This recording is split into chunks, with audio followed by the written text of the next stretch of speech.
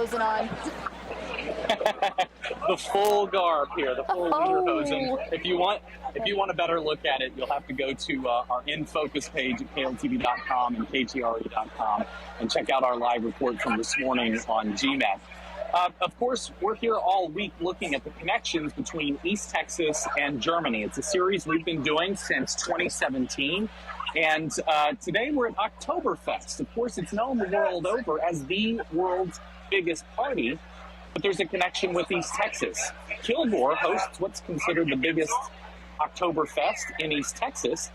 And it all started when the city manager back before 2016 made a visit here to Munich and said, why can't we bring this to East Texas? And so in October, there will be an Oktoberfest in East Texas in Kilgore. And of course, I wanted to... Oh, go ahead. I'm sorry. And so I wanted to bring you guys here to show you a little bit about what this is. So we're in the southern state of Bavaria. Germany has 16 Länder, which is the German word for states. As the U.S. has 50, Germany has 16. And Bavaria is the second largest in the country. And of course, it's known for its culture, its heritage, its food, its clothing. What I'm wearing is called Trachten. The women wear a dirndl, which is an apron, and the men wear lederhosen, leather pants, is what the translation is. And this was just typical Bavarian attire. And so this has become not only a festival of drinking beer, but music, food, festivities, lots of games. Basically, take any fair in East Texas that you love here in the fall time and make it exponentially bigger. This is the biggest festival in the world. 6 million people will walk through the gates here at Theresienwiese, which means Teresa's Field.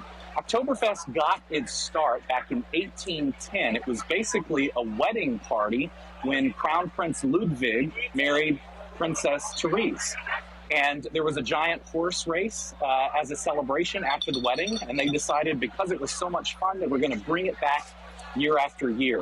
And what's really interesting, I think a lot of people are aware that it's called Oktoberfest, but wonder why does it happen in September? It originally was in October. That wedding was in October. But several years later, they decided we're going to move it to a time where the weather is a little better here in Munich, Bavaria.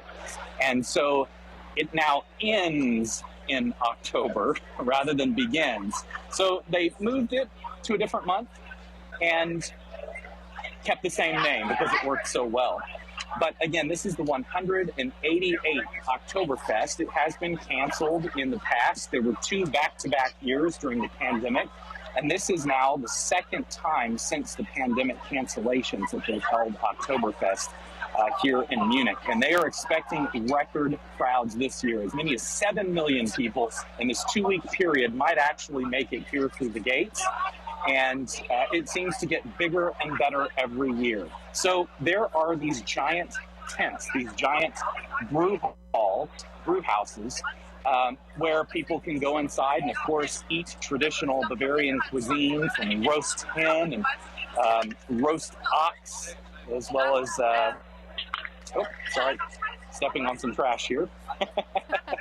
Now, Lane, Spätzle and all of the desserts. Go ahead. While I have you for a second, I know that you've been doing so much throughout Germany over the last week. Oktoberfest, though, what is your favorite part of Oktoberfest so far?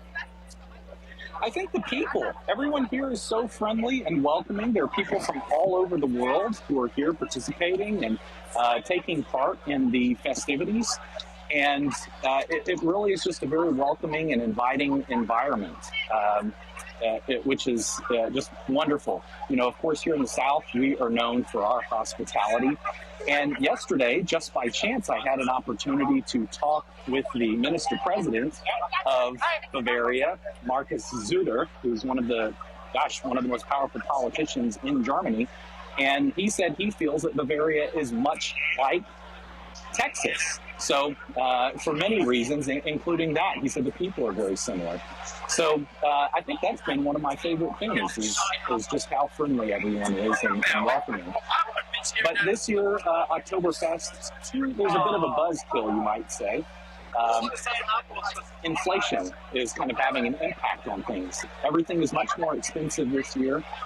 It doesn't cost anything to come in the gates, but of course, once you do, there are fair rides and crepes, as you can see, and nuts, and of course, all of the sausages and the pretzels and just any food that you could imagine. And it's all more expensive because of inflation. So, go ahead. Right before you came on, we spoke with someone from the State Fair of Texas. Do you think there's any comparison to be made between Oktoberfest and the State Fair of Texas? They both seem like you got some pretty fun car rides, some pretty fun food options. Doesn't seem that far. It would be a tough comparison. I love the State Fair. It is just so much fun. But we're talking about an extraordinary number of people. And they have this planned out to a T. They know what they're doing, and every year they look to improve and make it that much better.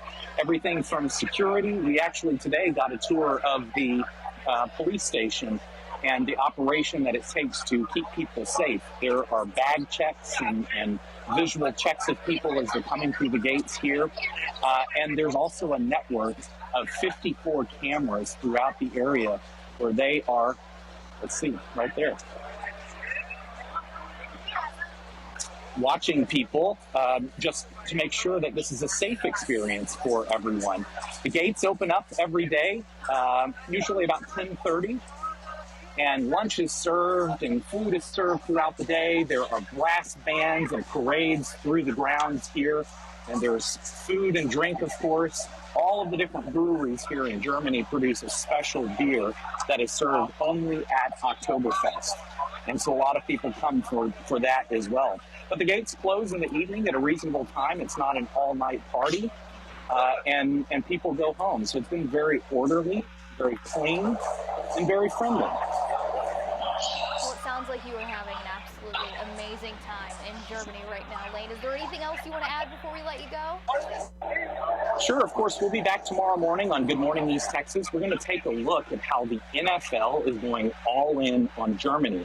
You may not realize this, but Germany is the NFL's biggest market outside of the U.S., and they're preparing for our East Texas superstar Patrick Mahomes to make his big debut here in Germany coming up in November. So we'll have much more on that tomorrow at 6 a.m. on Good Morning East Texas.